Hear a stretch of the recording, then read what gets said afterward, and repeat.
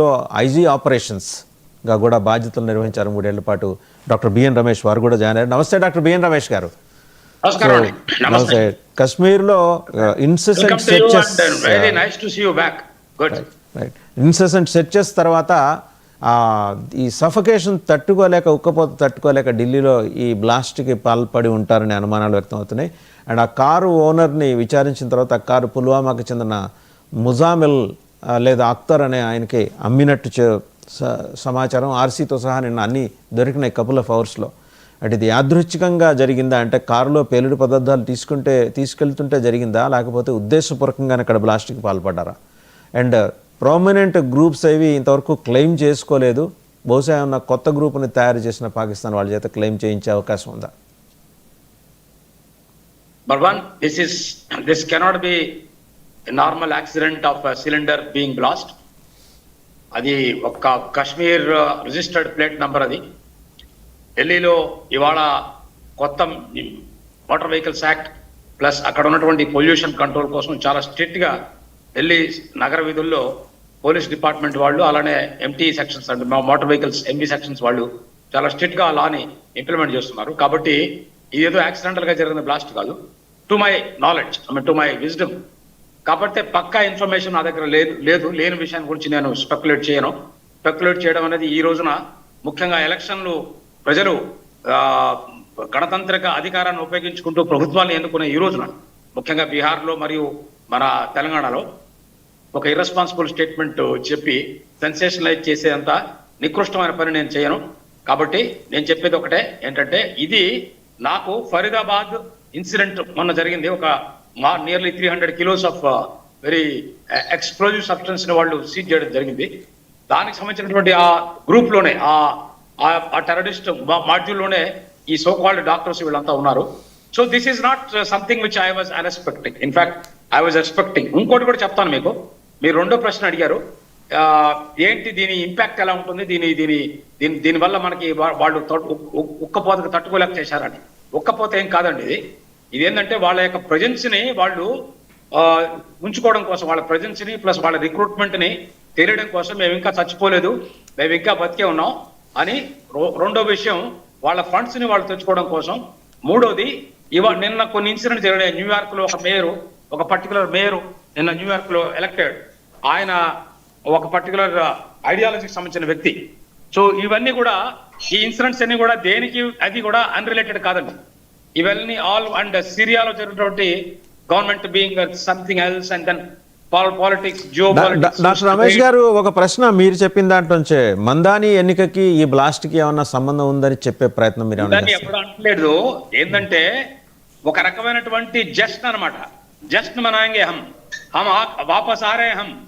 అరే हमारी मैंने इस्लामिक टेररिज्म के जो चैलेंज करने वालों, सतर्क रहो, हम आ गए हैं, तुम लोगों ने हमें पूरा जीरो कर दिया, हम जीरो नहीं है అని చెప్పడానికి కూడా వీళ్ళు ఒక్కోసారి without any control they work on their own. It's not that it's entire thing is corporator కూడా అనలేమా. నాకు అనిపిస్తుంది అంటే ఇట్స్ మై దిస్ థింగ్. ఇది జరగడం ఈ రోజున ఒక రకంగా ఒక సిల్వర్ లైనింగ్ ఉంది దీంట్లో. ఎవరైతే ఓటర్స్ ఈ రోజున ఓటింగ్ వెళ్తున్నారో, brothers of me, sisters of me in Bihar as well as in Jubilee hills, వాళ్ళకి ఈ రోజున వాళ్ళు కూడా చూస్తారు. ఒకవేళ తెలుగు వాళ్ళు ఎవరైనా ఉంటే మీ ఇంటర్వ్యూ కనుక చూస్తుంటే, వాళ్ళకి నేను చేసే అప్పీల్ ఏంటంటే, దేశానికి సెక్యూరిటీ రిస్క్ అనేది ఏదో కొంతమంది సోకాల్డ్ హిందూవాదులు ఇంకోటి చేసేది కాదు. ఇది రియల్. ఇది గమనించుకోండి. ఇంకా కూడా కళ్ళు తెరవకపోతే ఇక మీరు అన్ని కూడా అమ్మేసుకొని మమదానితోనో ఇంకొకటితోనో జాయిన్ అయిపోండి అన్న విషయాన్ని చాలా ప్రస్ఫుటంగా చెప్పినందుకు ఒక రకంగా ఇది దేశ భద్రతకు కూడా ఒక జర్క్ లాంటిది. మూడో విషయం చెప్పదలుచుకున్నా, చాలా కాలం నుంచి మనం స్తబ్దుగా ఉన్నాం. లాస్ట్ బ్లాస్ట్ మన దేశంలో జరిగింది దశాబ్దాల క్రితం. ఆ తర్వాత ఈ బ్లాస్ట్ జరిగింది. మీకు గుర్తుండే ఉంటుంది, డొనాల్డ్ ట్రంప్ గారు ఢిల్లీకి వచ్చినప్పుడు 2020లో అప్పుడు ఒక ఇన్సిడెంట్ జరిగింది. ఆ తర్వాత దాదాపు 5.5 ఏళ్ళు, దాదాపు 6 ఏళ్ల తర్వాత ఇన్సిడెంట్. అది ఫిబ్రవరిలో జరిగింది. ఇది నవంబర్ 2025లో, దాదాపు 6 ఏళ్ల తర్వాత జరిగింది.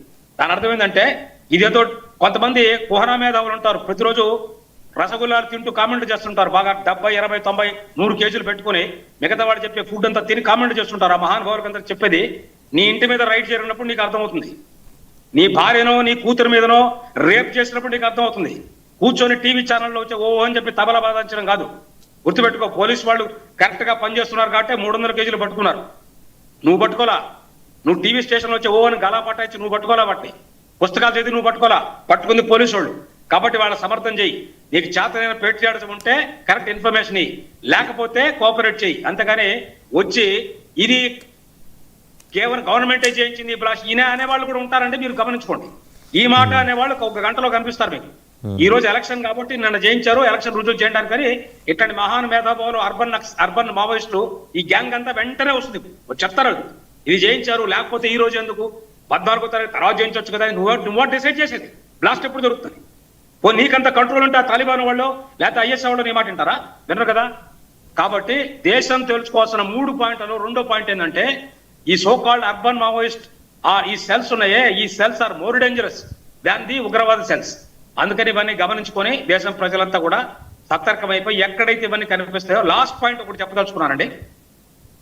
ఎక్కడైతే కశ్మీర్ కానీ ఇంకోటి కానీ ఎక్కడైతే కార్లు జరుగుతున్నాయో స్పోరాడిక్ గా ప్రతిరోజు every day there must be some drill. ఆ డ్రిల్ అనేది కేవలం ఇన్సిడెంట్ జరిగిన తర్వాత మనం ఆ స్తబ్దత గురి కాకుండా ఇజ్రాయెల్ కనుక ఎలా ప్రతిరోజు చేస్తుందో అలానే మనం కూడా ఇజ్రాయెల్ దగ్గర నుంచి కొన్ని నేర్చుకోవాలి.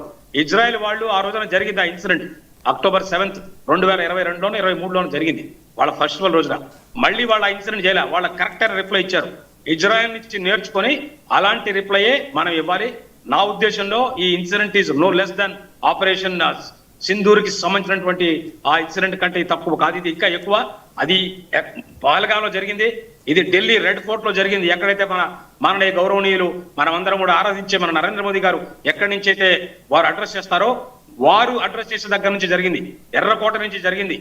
దాని అర్థం దేశం యొక్క సార్వభౌమాధికారాన్ని బీటలు వారేటట్టుగా చేసినటువంటి ఒక ఛాలెంజ్ ఇది. దీనికోసం ఇమీడియట్ గా గవర్నమెంట్ రెస్పాన్స్ అవుతుంది. నేను అనుకోవడం ఈ రోజు ఎలక్షన్స్ అయిన తర్వాత రేపటి నుంచే వాళ్ళు యాక్షన్ స్టార్ట్ చేయాలి. నేను యాజ్ ఎ భారతీయ పౌరుడిగా దేశం కోసం కాశ్మీర్లో రక్తం చిందించిన వ్యక్తిగా చెప్తున్నా, పరాక్రమ మెడల్ విన్నర్ గా చెప్తున్నా ఈ విషయం.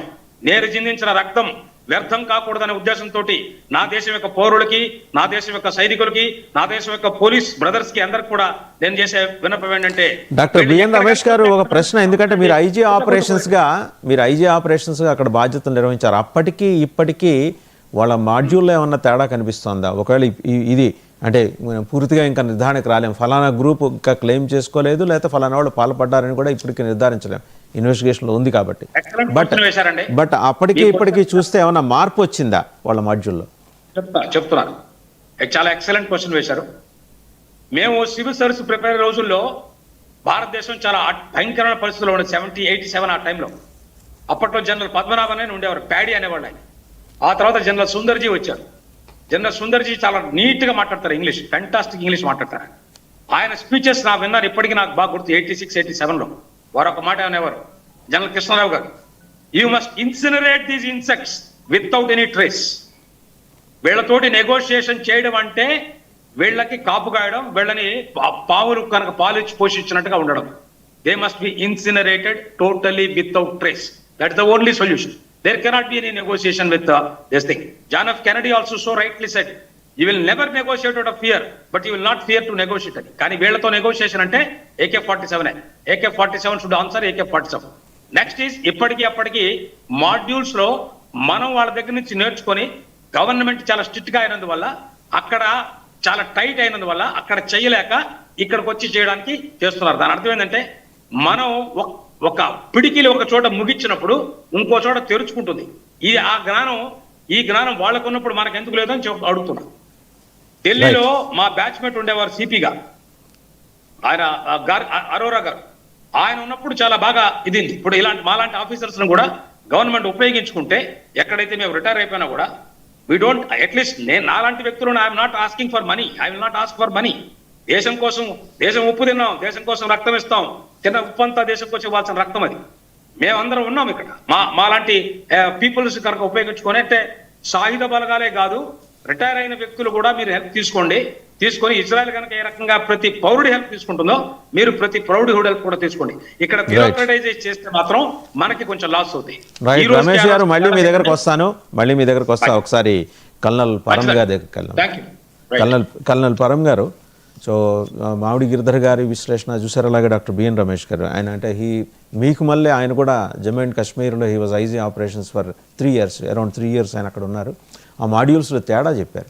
మీరు నోటీస్ చేసింది ఏంటంటే, అంటే ఇన్వెస్టిగేషన్ పూర్తయి వాళ్ళు అంతటా వాళ్ళు రివీల్ చేసేదాకా మనం స్పెక్యులేట్ చేయలేం, కానీ బట్ మనకు లభిస్తున్న ఆధారాలను బట్టి కనుక వెళ్తే మీకు అనిపిస్తున్నది ఏంటి? ఐసిస్కే లేకపోతే